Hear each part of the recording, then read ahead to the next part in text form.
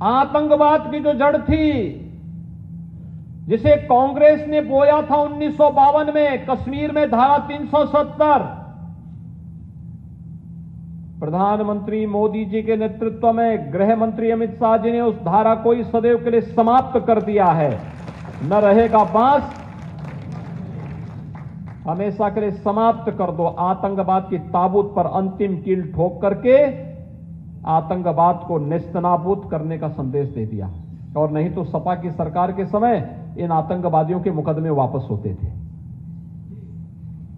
हिंदुओं पर झूठे मुकदमे दर्ज होते थे, राम भक्तों पर गोली चलाई जाती थी और आतंकवादियों की आरती उतारी जाती थी। क्या ये सच नहीं है क्या? 2012 में समाजवादी पार्टी की सरकार आई थी, सबसे पहला दंगा हुआ था कोसी कला में,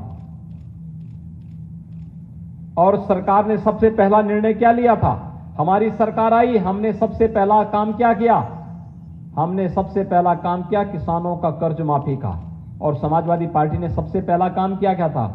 राम जन्मभूमि पर आतंकी हमला करने वाले आतंकवादियों को, मुकदमों को समाजवादी पार्टी ने वापस लेने का निर्णय पहले लिया था। यही अंतर है। जब आपकी सरकार बनती है तो गांव के लिए, गरीब के लिए, किसान के लिए, नौजवान के लिए, महिलाओं के लिए, समाज के प्रत्येक तबके के लिए कार्य होता है। और भाइयों बहनों, जब सपा, बसपा, कांग्रेस की सरकार होती है तो उनको केवल अपने अपने परिवार से फुर्सत नहीं होती है, वे आतंकवादियों के लिए काम करते हैं, जो 2012 में सपा ने करके दिखाया था। और इसीलिए आज सामाजिक सम्मेलन इसलिए महत्वपूर्ण हो गया है।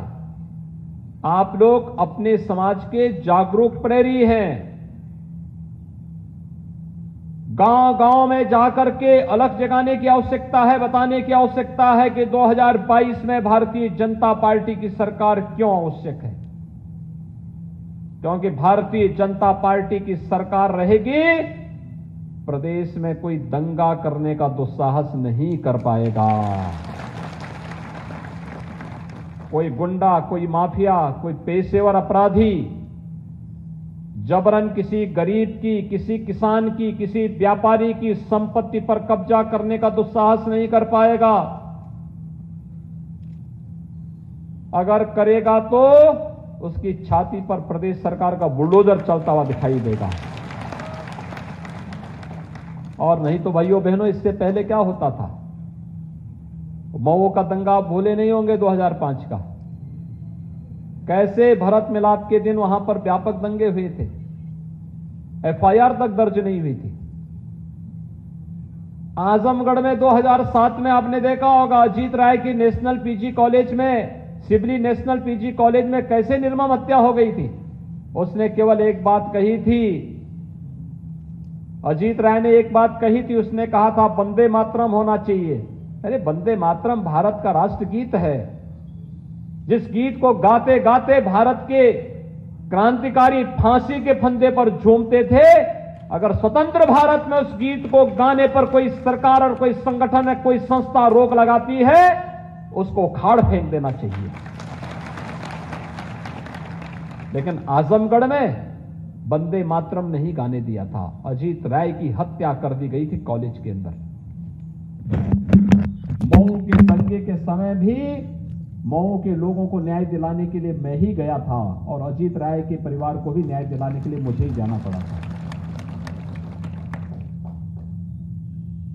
मैं आप सबको यही एहसास कराने के लिए आया हूं भाइयों बहनों, कि सामाजिक न्याय के सम्मेलन, सामाजिक जो प्रतिनिधि सम्मेलन है,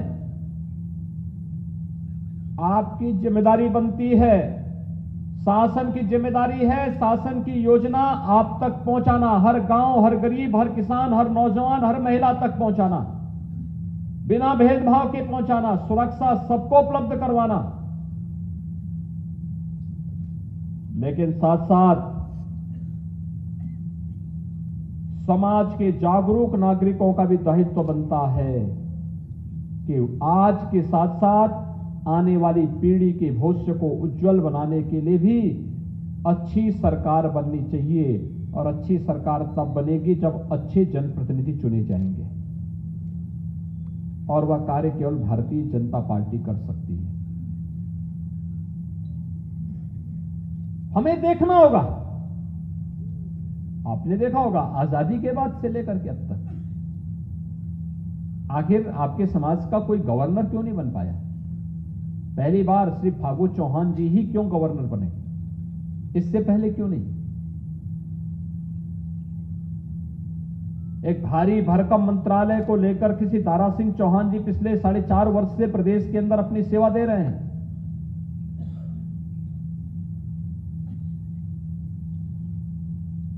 पिछड़ा वर्ग आयोग को संवैधानिक मान्यता दी गई और श्री प्रभुनाथ चौहान को उसका उपाध्यक्ष बनाया गया। तमाम ब्लॉक प्रमुख समाज के लोग आज हो रहे हैं। समाज के अलग अलग फील्ड में समाज के लोग प्रतिनिधित्व दे रहे हैं। तो भाइयों बहनों, हम सबका दायित्व बनता है, जब सरकार की बारी है तो सरकार एक एक करके अपने सभी वादों को आगे बढ़ा रही है, और जब पार्टी को आपकी आवश्यकता है तो आपका दायित्व बनता है कि एक एक परिवार के पास जाकर के कह देने की आवश्यकता कि नहीं, भारतीय जनता पार्टी ने हमारे हितों के लिए कार्य किया है, भारतीय जनता पार्टी प्रदेश के हित में है, भारतीय जनता पार्टी देश के हित में है। हमें भी अब उसी प्रतिबद्धता के साथ कार्य करना है। याद करिए, अगर 1990 में भारतीय जनता पार्टी की सरकार होती तो क्या राम भक्तों पर गोलियां चलती? लेकिन भाइयों बहनों, जिन लोगों ने राम भक्तों पर गोली चलाई, क्या उनको माफ कर देंगे? भगवान राम माफ नहीं करेंगे। भारतीय जनता पार्टी की केंद्र और प्रदेश में सरकार आई तो अयोध्या में भगवान राम का भव्य मंदिर के निर्माण का मार्ग प्रशस्त हो रहा है कि नहीं हो रहा है?